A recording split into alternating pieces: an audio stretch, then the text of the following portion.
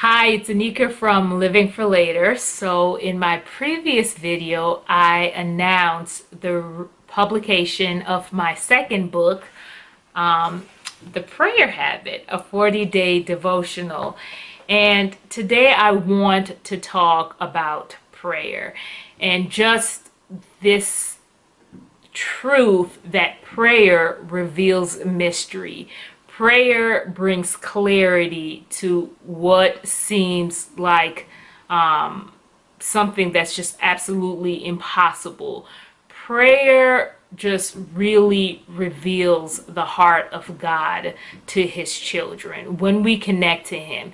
And I think a great story to really demonstrate this is that of Daniel. My husband has been going through just a series on preaching on Daniel, and standing in Babylon and thriving in Babylon was the last one that he preached on. And he made such a great point because he was preaching from Daniel chapter 2. And in this chapter, we have the King Nebuchadnezzar. He had an extremely disturbing dreams, and he didn't understand the meaning of the dream. So he told all his wise men, he said, I not only want you to tell me the interpretation of the dream, but I also want you to tell me what the dreams mean. And the wise men are like, all the magicians and, the astrologers, they were like, what are you talking about, King? Like, that's impossible for us to tell you your dream and tell you the interpretation. First, you got to tell us the dream,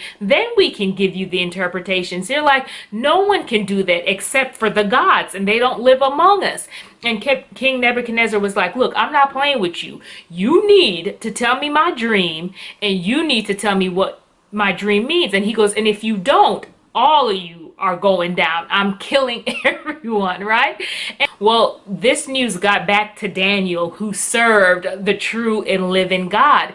And Daniel approaches his friends who were also in captivity with him, and he said to them, listen, let us go. Actually, let me read it. Daniel chapter 2, verse 18.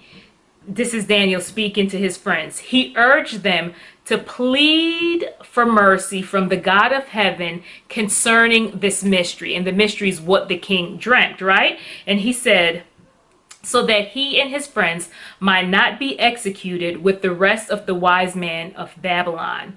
During the night, the mystery was revealed to Daniel in a vision. Then Daniel praised the God of heaven. So there was this impossible situation.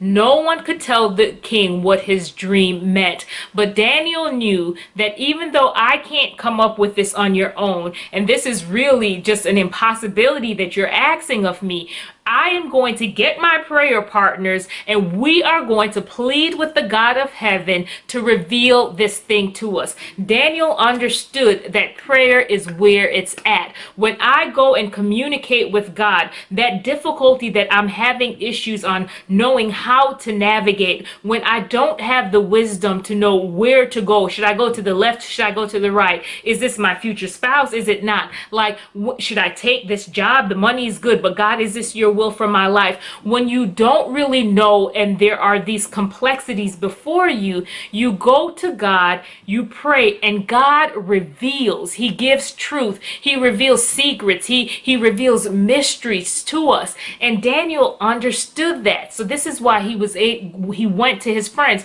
He didn't go into a panic because he knew who to go to get the answer. See, oftentimes we are in these difficult situations and we're tapping into everybody else. We're seeking counsel from everyone else, and we miss out on the fact that it's first, let me go to God, the one who holds and understands all mysteries, the one who knows the end from the beginning. This is who I need to tap into. This is who I need to talk to. Before I talk to anybody else, let me go to God in prayer, because he reveals truth to us in prayer. So I just want to encourage you. The entire Daniel, the book of Daniel, is just so powerful. But go back and read chapter 2, because you'll see that Daniel, God gives him not only what Nebuchadnezzar dreamt, but also the interpretation. And through that, God caused promotion to come, and for Nebuchadnezzar to acknowledge that, oh my goodness, this God that Daniel serves, right, is the true and living God.